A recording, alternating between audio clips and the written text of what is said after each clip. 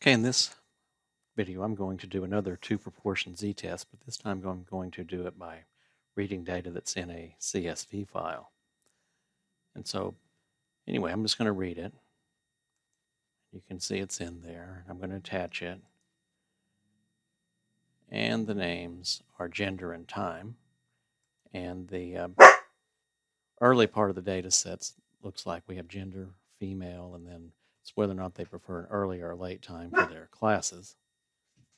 And then the bottom of the data set as males that prefer a later time for their class time. So anyway, those are just from a CSV file. In fact, we could just look at it and see what it looks like here, the whole data set. That's what it looks like, just male and female and late or early preference. 400 observations there. Okay, so now I'm going to make a table. Go ahead and could put this on a separate line, but I'm just going to put a semicolon T to print the table.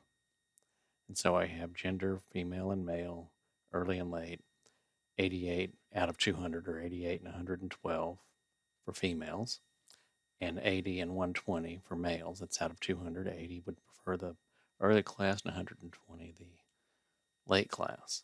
And so I'm going to make a bar plot with beside equal true. And then you could add some text to that, and should, and a title. And then I'm going to run the test. And the default for the proportion test is a two-tailed test. And I'm using correct, equal, false to not use the continuity correction. So that'll be consistent with the formulas in most introductory statistics books and with what you would get with a TI calculator if you'd put in the 80 and 200 and 88 and 200 and 80 and 200 into a TI calculator. This would give you the same p-value in that.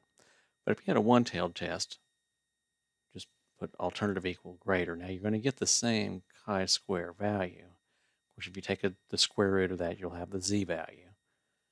And so in fact, let's just go ahead and put that here. If you want to get the z value, it's going to be the square root of the 0.65681. So that would be your z value. And you're going to get that no matter whether you have alternative greater or you just leave it as the two-tailed. It's just whether or not you count both tails or not. So anyway, here we'll run it with greater, and you'll see that the chi-square value is the same, but the p-value is now half of what it was, 4177.2008. There's a little bit of rounding there, but this would actually, if you double this, would give you 4176. But there's some more decimals there. Well, anyway, there's how to do a chi-square test when you have data in an Excel file, and the data looks something like that.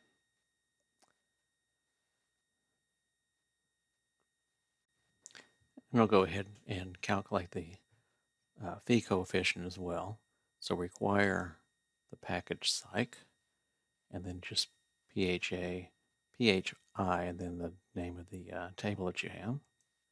And that's 0.04, which would be a trivial effect. We're comparing to 0.1, 0.3, and 0.5 when you have correlational measures.